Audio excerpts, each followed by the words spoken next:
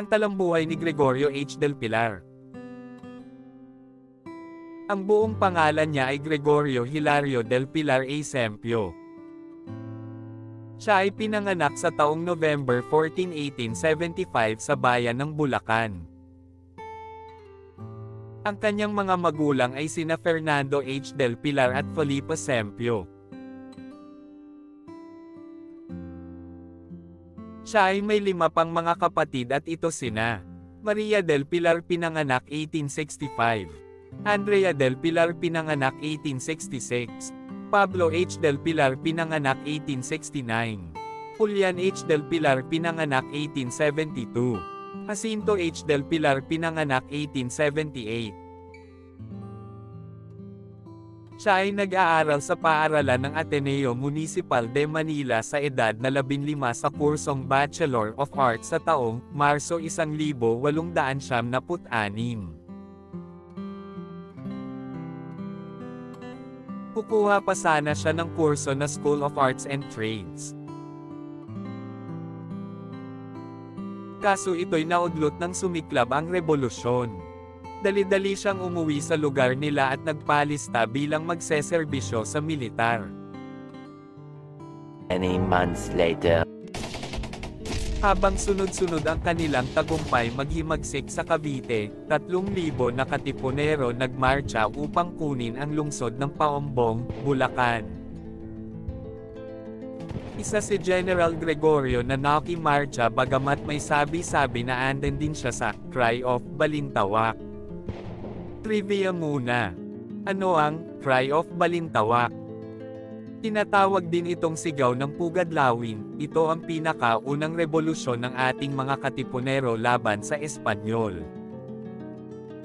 Tagupaan din ito ng ating mga katipunero laban sa Guardia Civil ng Espanya. Tutol din sila sa community tax certificates na siyang basehan na kasapi ka sa mga Espanyol. A few moments later.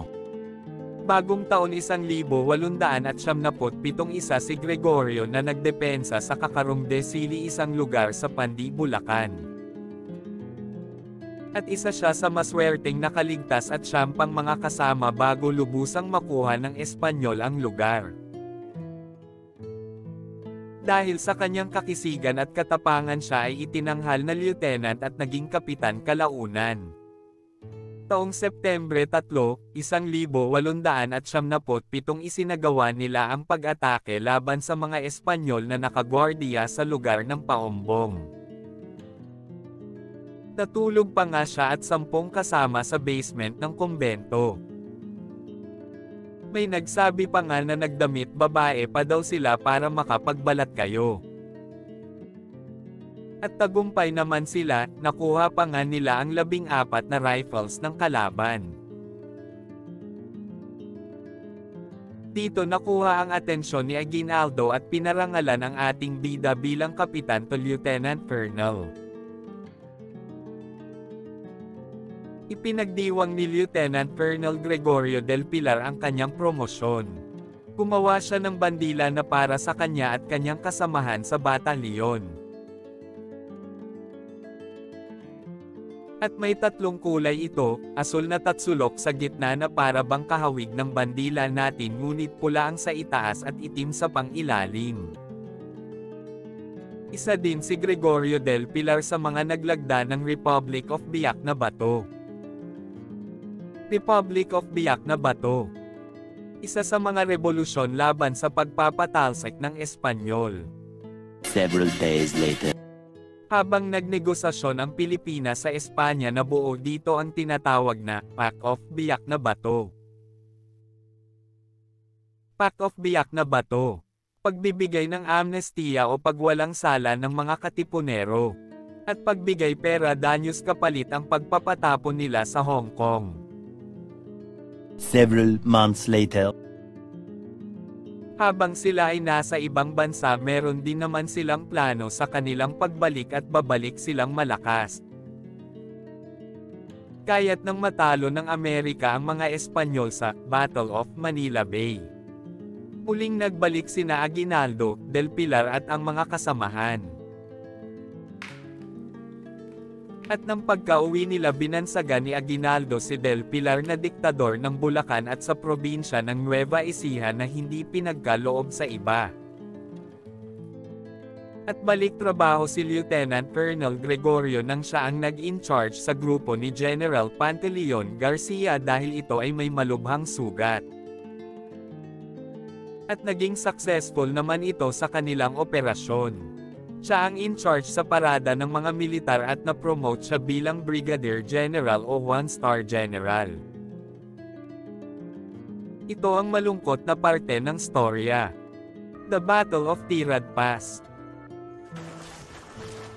At sa huling yugto ng digmaan ng ating general sa kamay ng Amerikano. Siya ay nabaril sa leeg at kanyang kinamatay agad-agad. Pagkatapos ng bakbakan kinuha ang mga gamit ng general ng mga Amerikano bilang gantimpala. Mga bagay na kinuha sa kamay ng general. Isang panyo na bordado sa pangalan ni Dolores. Locket o pendant na may litrato ng babae. Diary or tala-arawan. Nakasulat sa diary. Ibinigay sa akin ng General Aguinaldo ang pumili ng lahat ng tao na maaring magligtas at utusan ko para ipagtanggol ang past.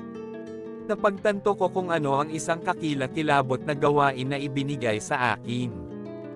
At gayon pa man naramdaman ko na ito ang pinakamaluwalhating sandali ng aking buhay. Ang ginagawa ko ay para sa aking minamahal na bayan. Walang sakripisyo ang maaring maging labis. Alam mo ba kung sino ang tumulong sa mga Amerikano para malupig nila ang posisyon ng mga katipunero sa Tirad Pass? Paki-comment naman sa ilalim at pupusuan natin. At pasuyo naman ka EMB kung di ka pa nakapag-subscribe baka naman.